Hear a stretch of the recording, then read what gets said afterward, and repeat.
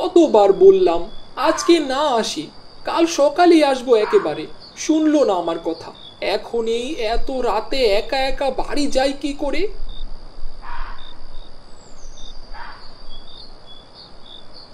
না, কাউকেই তো দেখতে পারছি না। আবার ওইদিকে শিয়ালের ডাক শোনা যাচ্ছে। দেখি দেখি, ওইদিকে একটু গিয়ে দেখি কাউকে পাই কিনা।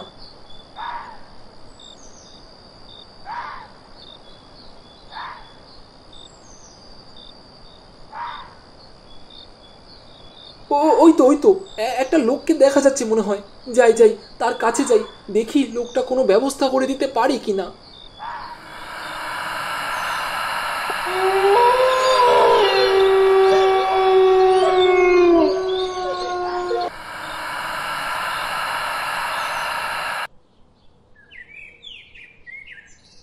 কি, তোমার ছেলের কি জ্ঞান ফিরলো নাকি এখনো অজ্ঞান হয়ে পড়ে আছে? আহ, থামো তো। ছেলেটা আমার কত কষ্ট করে আসতে গিয়ে অসুস্থ হয়ে পড়েছে। ওই তো ইব্রাহিম চোখ খুলেছে। এ কি, আমি এখানে এলাম কি করে? কেন, তোমার কি অন্য কোনো জায়গায় যাওয়ার কথা ছিল? না বাবা, মানে বুঝেছি, কাল আসতে গিয়ে তাড়াহুড়া করে না খেয়ে চলে এসেছো, এজন্যই তো মাথা ঘুরে স্টেশনে পড়েছিলে।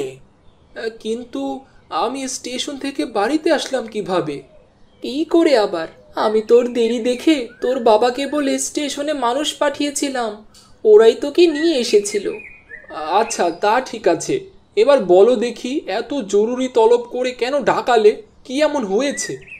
এখনো হয়নি কিছু, কিন্তু হবে। এবার অনেক বড় অনুষ্ঠান হবে, লোকজন খাবে, নাচবে, গাইবে। কিন্তু কি উপলক্ষে সবাই এত আনন্দ উল্লাস করবে, সেটা তো বলো আগে। সেসব কথা না হয় পরেই শুনলি, তার আগে তুই ফ্রেশ হয়ে নে, আমি তোকে খাবার দিচ্ছি।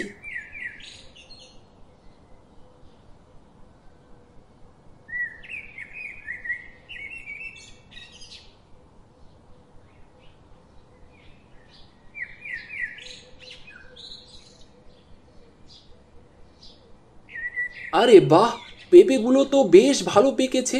যাওয়ার সময় সাথে করে কতগুলো পেঁপে নিয়ে যাব। বাবা ইব্রাহিম, কোথায় গেলি বাবা? আয় বাবা, খেতে আয়।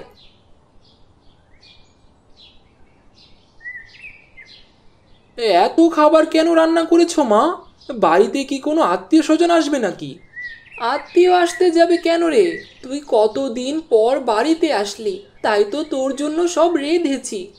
আচ্ছা মা, তুমি বলো তো, তোমরা আমাকে কেন এত জরুরি ডেকে আনলে?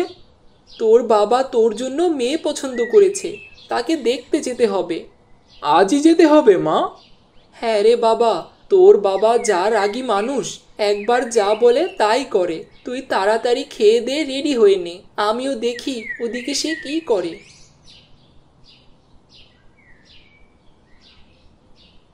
হায় রে কপাল, কি ভেবেছিলাম আর কি হলো।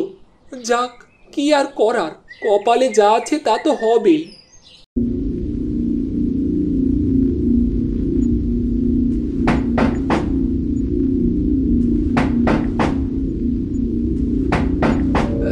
এত রাতে কে আবার জানালায় কড়া নাড়ছে?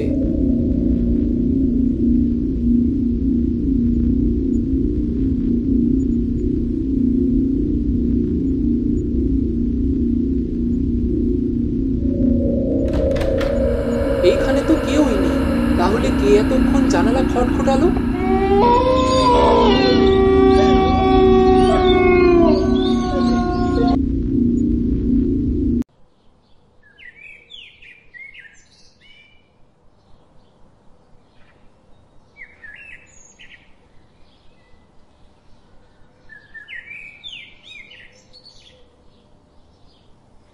এখানে দাঁড়িয়ে কি করছো বাবা?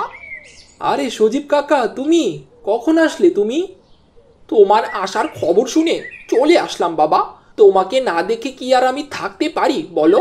সেই ছোটবেলা থেকে কোলে পিঠে মানুষ করলাম, আর এখন তুমি কত বড় হয়ে গেছো। আচ্ছা সজীব কাকা, এই পেঁপে বাগানে কত পেঁপে পেকে আছে, কিন্তু কেউই এগুলো নেয় না কেন? এ এক অদ্ভুত ঘটনা বাবা। আমি যতদূর জানি এই অভিশপ্ত বাগানের ফল যে একবার খাবে সেই অকালে প্রাণ হারাবে বাবা। কিন্তু এইসব কুসংস্কার তো এখন চলে না কাকা, মানুষ কত উন্নত হয়েছে। কুসংস্কার না বাবা, নিজের চোখকে তো আর অবিশ্বাস করা যায় না।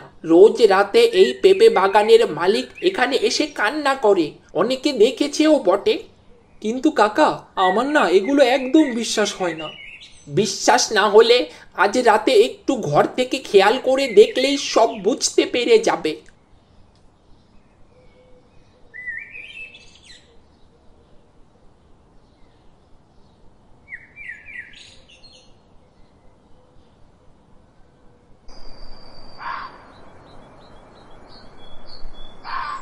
কই, অনেক রাতি তো হলো, কিন্তু কাউকেই তো দেখতে পেলাম না। না না, এখানে কি হয় আমাকে দেখতেই হবে।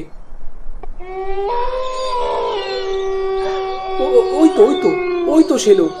আজ আমাকে দেখতেই হবে কে এলো, আর কেন সে আমার সামনে আসছে বারবার, কি চায় সে আমার কাছে?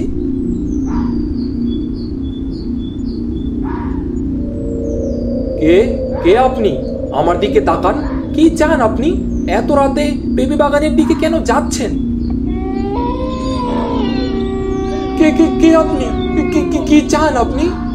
প্রতিশোধ প্রতিশোধ চাই আমি। আমি আমার মৃত্যুর প্রতিশোধ চাই। এই কি বাবা, তুমি এত রাতে এখানে? তার আগে তুমি বলো, ওই লোকটা কে ছিল, আর আমাকে কেন মারতে চায়, আর কেন বলছিল প্রতিশোধ চাই? সব বলবো বাবা, সব বলবো, কিন্তু তার আগে আমার সাথে চলো। তুমি আগে বাড়ি চলো।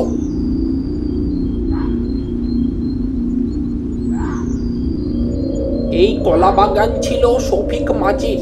তোমার বাবার থেকে নেওয়া ধারের টাকা না দিতে পারায় বাবু শফিকের কাছ থেকে জোর করে এই পেঁপে বাগানটি লিখে নেয়। সেই শোকে শফিক মাঝি এই পেঁপে বাগানে এসে আত্মহত্যা করে। তার মানে আমার বাবার জন্যই এই আত্মা এখানে ঘুরে বেড়ায়, আমার প্রাণ নিতে চায়। হ্যাঁ বাবা, কিন্তু এই কথা বড় বাবু কাউকে বলতে নিষেধ করেছে, এমনকি তোমাকেও। তুমি আমাকে অনেক বড় উপকার করলে এই কথাটা বলে। এখন যেভাবেই হোক আমাকে এই আত্মার মুক্তি দিতে হবে। তুমি আমাকে কালই একটা বড় সাধুর কাছে নিয়ে চলো।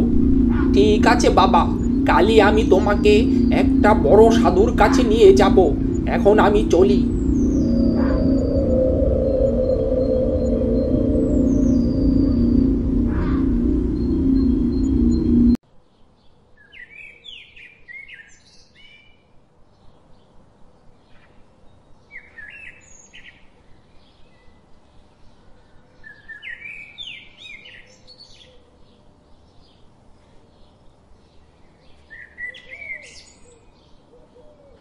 সাধু বাবা, আপনার সাথে আমার কিছু কথা ছিল। তুই কি বলতে চাস তা আমি জানি। বল, কি জানতে চাস?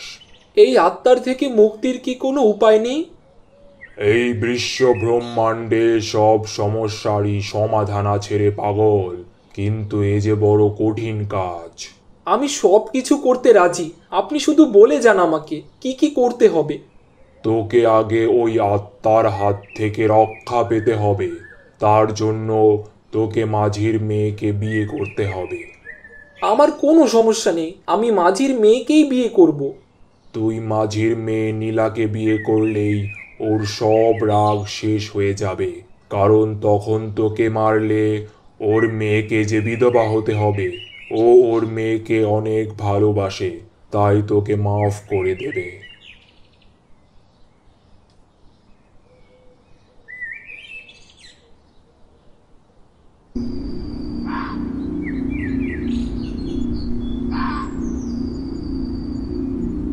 এখনই আসবে তোমার বাবা। আমার খুব ভয় লাগছে, বাবা যদি তোমার সাথে কিছু করে বসে। আমার কিছুই হবে না, তুমি শুধু আমার সাথে থেকো। ভয় পাস নে মা, আমি তোদের কোনো ক্ষতি করব না। দেখেন, আপনার মনের আশা আমি পূরণ করেছি, আপনার মেয়েকে আমি বিয়ে করেছি। এখন আমার আর কোনো অভিযোগ নেই। আমি তোমার ওপর প্রতিশোধ নিতে চেয়েছিলাম তোমার বাবার জন্য, কিন্তু তুমি যেহেতু আমার মেয়েকে বিবাহ করেছো, তাই আমি তোমাকে ছেড়ে দিলাম।